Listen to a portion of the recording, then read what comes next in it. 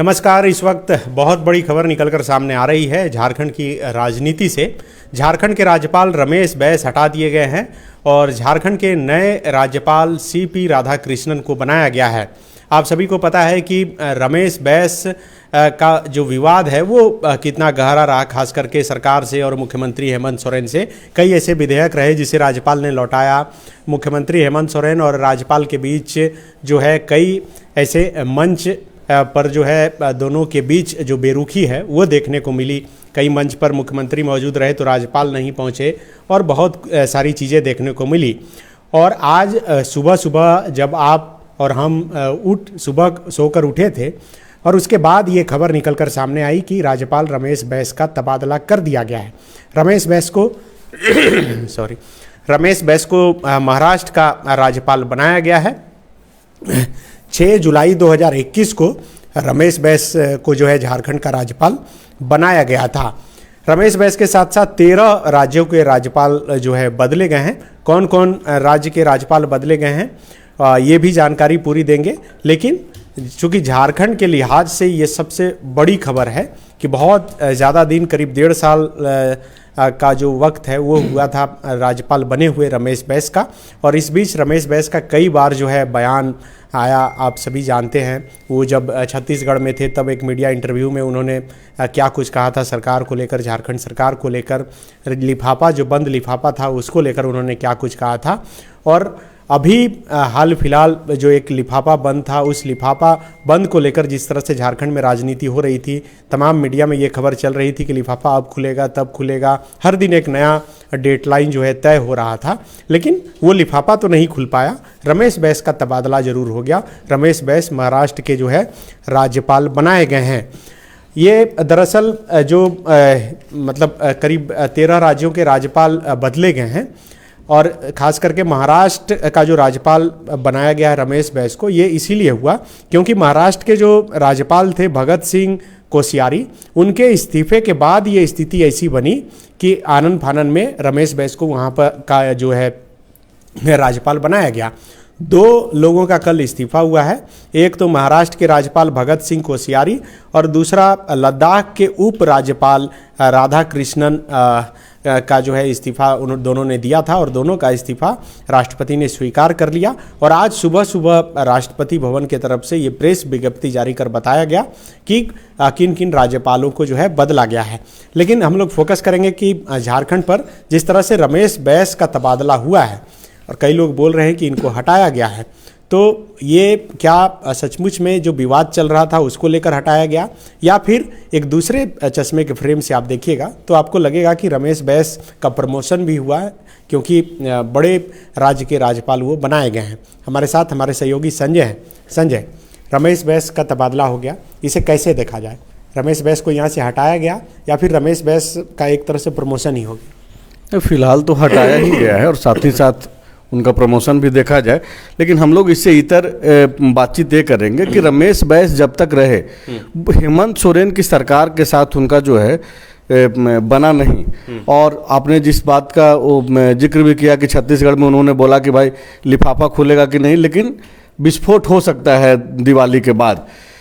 4-5 ऐसे चीज़ हैं जो दर्शकों को आज बताना जरूरी है, जो कि हेमंत सोरेन की सरकार और राज्यपाल जब रहे रमेश बैस, ये दोनों के बीच में जो है विवाद बना रहा।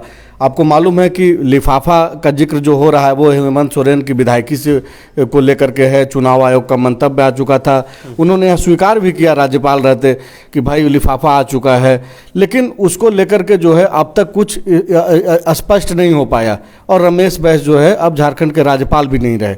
इसके अलावा वित्त विधेयक हो जिसको तीसरी बार जो है राज्यपाल ने लौटा दिया। कृषि विधेयक को लेकर के मामला इस कदर तक बिगड़ा कि लास्ट में जाकर के मंत्री जो बादल पत्र लेखे हैं उनको बुलाना पड़ा और पहली बार ऐसा हुआ कि किसी विधेयक से संबंधित विभागीय मंत्री को जो है बुला करके वहाँ स्पष्टीकरण देना पड़ा, कई सारे सवालों का जवाब देना पड़ा। इसके अलावा जो महत्वपूर्ण जो अभी के डेट में अगर देखा जाए नहीं तो 1932 को लेकर के जो प्रस्ताव पास हुआ विधानसभा से और वो केंद्र के पास जाना था, राज्यपाल के जरिए, लेकिन राज्यपाल ने अपने पास से ही जो है उसको यह कहते हुए लौटा दिया कि भाई इसका जो है फिर से समीक्षा करिए, पुनर्विचार कीजिए, क्योंकि इसमें जो तृतीय और चतुर्थ वर्ग में जो 100% जो आरक्षण की जो बात थी उसमें उस पे उन्होंने आपत्ति जताई और राज्यपाल रमेश बैस ने कहा कि भाई ये बाद में विवादों का कारण बन जाएगा। तो मुख्यमंत्री का और राज्यपाल का, राज्यपाल कहने का मतलब है कि जब तक कल तक जब राज्यपाल थे रमेश बैस झारखंड के, उस वक्त तक जो है इन दोनों के बीच में विवाद गहराता ही रहा। लगातार आप देखेंगे कि खुले मंचों से विधानसभा का एक कार्यक्रम था स्थापना दिवस का, उसमें भी वो लोग आपस में बैठे तो जरूर थे लेकिन बातचीत तक नहीं किए। इसके अलावा मुख्यमंत्री आवास से जब मुख्यमंत्री की विधायकी को लेकर के सवाल उठ रहे थे, उन लगातार ये राजभवन की ओर लोग देख रहे थे पूरे झारखंड के कि भाई कब राजभवन से जो है चीज़ें स्पष्ट हो पाएंगी कि मुख्यमंत्री की विधायकी है कि नहीं है कि चली गई। उस दौरान भी मुख्यमंत्री आवास के भीतर से हेमंत सोरेन के मंत्रियों ने राजभवन पे जो है हमला किया, राजभवन के ऊपर सवाल खड़ा किया। बाकायदा ये बोला गया कि अगर आपको ये लगता है कि मुख्यमंत्री की विधायकी नहीं है और तो आप जो है इस सरकार को बर्खास्त कर दीजिए। पूरा खुला चैलेंज दिया जा रहा था। मुख्यमंत्री लगातार राज्यपाल को चिट्ठी लिख रहे थे, पत्राचार कर रहे थे और बाकायदा उसमें सवाल भी उठा रहे थे। अभी आप देखिए कि ये जो विधेयक जब लौटाया गया 1932 का जो प्रस्ताव पास हुआ था और उसके बाद मुख्यमंत्री हेमंत सोरेन का जो भाषण था चाईबासा में संभवतः जो हुआ, उसमें मुख्यमंत्री ने कहा कि भाई यहाँ राज्यपाल जो चाहेगा वो नहीं होगा, यहाँ वही होगा जो हम चाहेंगे। यानी कि मुख्यमंत्री का कहने का मतलब था कि जो लोकतांत्रिक तरीके से जो सरकारें चुन करके आई है वो जो चाहेगी करेगी। लेकिन राज्यपाल के उस भाषण के हिसाब से देखिए तो लगेगा कि ये दोनों लड़ाई में मुख्यमंत्री जीत गए। नहीं, इसको जीत और हार के हिसाब से नहीं देखा जाना चाहिए, लेकिन बहुत सारे चीज बदल रहे हैं झारखंड में। मैं और पांडे जी जो है कुछ दिन पहले एक वीडियो भी किया था, हम लोग बातचीत करके एक वीडियो भी शेयर किए थे जिसमें हम लोगों ने ये बोला था कि भाई मुख्यमंत्री ये की नरमी केंद्र को लेकर के और बाबूलाल और निशिकांत दुबे जैसे लोग जो सुबह उठते के साथ सबसे पहले उनका काम यही रहता था कि आज मुख्यमंत्री हेमंत सोरेन को लेकर के क्या कुछ ऐसा लिख दें, वो लोग भी अभी शांत पड़े हुए हैं। और इस बीच अब राज्यपाल का भी चले जाना, वो राज्यपाल जो सरकार को एक तरीके से कहें तो चारों तरफ से घेर करके रखे हुए थे, तो ऐसे में हेमंत सोरेन के लिए तो एक राहत बड़ी बात है। और इस बीच मुख्यमंत्री हेमंत सोरेन का दिल्ली जाना, कई लोगों से मुलाकात करना, लग रहा है कि कुछ राजनीतिक परिवर्तन झारखंड में हुआ है, अंदर अंदर पता नहीं चल पा रहा है। नहीं, वो तो दिख जाता है। जो चीज़ें वो समय जैसे ही आएंगी, चुनाव नज़दीक जैसे जैसे आएगा वो आपको पता चलेगा कि ये जो प्लॉट बिछ रहा है उसका दरअसल मायना क्या है, और वो आपको दिखेगा थोड़े दिनों के बाद से ही। लेकिन फिलहाल इतना तो जो भी लोग अभी सुन पा रहे हैं या फिर बाद में जो इस वीडियो को देखेंगे वो ये तो जरूर रियलाइज कर रहे होंगे कि झारखंड की राजनीति में कि निशिकांत दुबे चुप क्यों हैं भाई, बाबूलाल चुप क्यों हैं, हेमंत सोरेन जो है दिन रात में जब भी उनको मौका मिलता था केंद्र पे गुजरात को लेकर के, पीएम को लेकर के, गृह मंत्री को लेकर के लगातार वो कटाक्ष करते रहे, टिप्पणी करते रहे। आपको याद होगा कि एक बार कोरोना के समय में फोन कॉल्स आया था पीएम का, इन्होंने बात नहीं की और उसके बाद ट्वीट भी कर दिया। और उस ट्वीट पे हालांकि बाद में जो एंटी बीजेपी जो पार्टियां हैं उसके भी कई सारे लोगों ने मुख्यमंत्री के उस टिप्पणी पे जो है ये किया था कि भाई आप आपत्ति जताई थी कि आपको ऐसा टिप्पणी नहीं करना चाहिए, वो पीएम है इस देश के। लेकिन अब चीज़ें बदल रही है, तो ये जो बदलाव जो आ रहा है उसका कुछ तो मायना होगा। राज्यपाल यहाँ हटाए गए कि बदले गए वो तो बाद की बात है। फिलहाल तो हेमंत सोरेन की जिनसे लड़ाई हो रही थी, सीधी लड़ाई, राजनीतिक लड़ाई, उसमें तो उनका अब तो मान लीजिए कि अभी जो आ रहे हैं, इनका नाम शायद सीपी कृष्णन, तो सीपी कृष्णन अभी आएंगे, इनका क्या रोल रहेगा, किस तरीके से ये काम करेंगे, तो यहाँ अपने दर्शकों को ये भी सीपी कृष्णन के बारे में बता दें कि ये तमिलनाडु के प्रदेश अध्यक्ष रहे हैं बीजेपी के। 1998 और 99 में बीजेपी के सांसद भी रहे हैं कोयम्बटूर से, और इसके साथ साथ अभी फिलहाल जो है नेशनल एग्जीक्यूटिव मेंबर हैं बीजेपी के और केरला बीजेपी के प्रभारी भी हैं। तो पहली बार शायद ये सीपी कृष्णन राज्यपाल बन रहे हैं और जिस तरफ से ये आ रहे हैं मुख्यमंत्री का भी झुकाव उसी तरफ अक्सर रहता है। आप भी अभी अगर देखिए तो थर्ड फ्रंट के लोगों से ज़्यादा इंटरेस्ट के साथ मुख्यमंत्री हेमंत सोरेन मिलते हैं। तो लगता है कि यहाँ तालमेल कुछ ठीक ठाक बैठेगा और इसीलिए इनके पसंद के या फिर इनके विचार के टाइप। थर्ड फ्रंट का कहाँ मसले, तो बीजेपी के प्रदेश अध्यक्ष रहे हैं तमिलनाडु में। नहीं ठीक है, तमिलनाडु में रहे हैं, लेकिन जो मुख्यमंत्री का झुकाव रहा है जिस हिसाब से, और लगता है कि जो इलाका है उस हिसाब से मुख्यमंत्री के थोड़ा सा लग रहा है कि पटेगा इस टाइप से।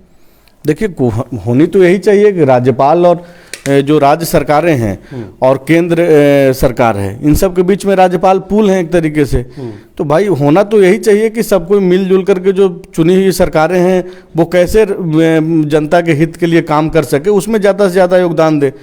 लेकिन अब जब काम करना शुरू करेंगे सीपी कृष्णन, उसके बाद देखा जाएगा कि किस तरीके से काम कर रहे हैं। राज्यपाल रमेश बैस जब तक रहे, मुख्यमंत्री हेमंत सोरेन से उनकी नहीं बनी राजनीतिक अगर चीज़ों को देखेंगे तो, और ये हम और आप नहीं बोल रहे हैं, यहाँ की जनता बोल रही है, पूरा देश जो देख रहा है वो बोल रहा है। तो ऐसा नहीं है कि हम लोग बैठ करके कुछ भी बोल दे रहे हैं। राज्यपाल और मुख्यमंत्री जब बैठते थे तो आपस में बातचीत नहीं होती थी सार्वजनिक तौर पे। अब बंद कमरे में मुलाकात में क्या बातचीत होती थी वो तो आप और हम नहीं देख पा रहे हैं। लेकिन जो सामने से जो लड़ाई हो रही थी, चाहे वो 1932 का मसला को लेकर के हो, राज्य मुख्यमंत्री की विधायकी को लेकर के हो, या फिर कई ऐसे विधेयक, ये जो वित्त विधेयक और कृषि विधेयक का हम लोग जिक्र कर रहे हैं, दर्जनों विधेयक ऐसे हैं जो कि राज्यपाल रमेश बैस ने लौटाया और सरकार की किरकिरी कराई। तो एक चीज तो है कि अब आज जब मुख्यमंत्री को ये खबर मिली होगी तो थोड़ी तो वो चैन की सांस लिए होंगे कि चलो देखा जाएगा अब जो नेक्स्ट आएंगे उससे कैसे रिश्ता और बढ़िया हो सके, उस पर मतलब गुड मॉर्निंग आज बढ़िया होगा। बिल्कुल बिल्कुल। और आप ये जो 13 राज्यपाल जो बदले हैं सनी, वो भी अगर आपके पास लिस्ट है तो आप बता। तो बिल्कुल देखिए, अभी जो मैं बता रहा था कि केवल झारखंड और महाराष्ट्र के नहीं बल्कि कई राज्यों के राज्यपाल बदले गए हैं और राष्ट्रपति भवन की ओर से प्रेस विज्ञप्ति जारी कर इसकी आधिकारिक जानकारी दी गई है। महाराष्ट्र के राज्यपाल भगत सिंह कोश्यारी और लद्दाख के उपराज्यपाल राधा कृष्णन माथुर ने इस्तीफा दिया था और उसके बाद से ही ये हेरफेर हुई है। राष्ट्रपति ने दोनों का इस्तीफा पहले स्वीकार किया, उसके बाद सेवानिवृत्त लेफ्टिनेंट जनरल कैवल्य त्रिविक्रम परनाइक को अरुणाचल प्रदेश का राज्यपाल नियुक्त किया है। लक्ष्मण प्रसाद आचार्य सिक्किम के राज्यपाल बनाए गए हैं। शिव प्रताप शुक्ल को हिमाचल प्रदेश का राज्यपाल बनाया गया है और वहीं गुलाब चंद कटारिया असम के नए राज्यपाल बनाए गए हैं। और इसके साथ साथ सेवानिवृत्त न्यायमूर्ति एस अब्दुल नज़ीर को आंध्र प्रदेश का राज्यपाल बनाया गया है। आंध्र प्रदेश के राज्यपाल रहे बिस्वा भूषण हरिचंदन को छत्तीसगढ़ का राज्यपाल नियुक्त किया गया है। मतलब झारखंड और छत्तीसगढ़ आसपास के दोनों राज्यपाल बदले गए हैं और रमेश बैस भी छत्तीसगढ़ के रहने वाले थे।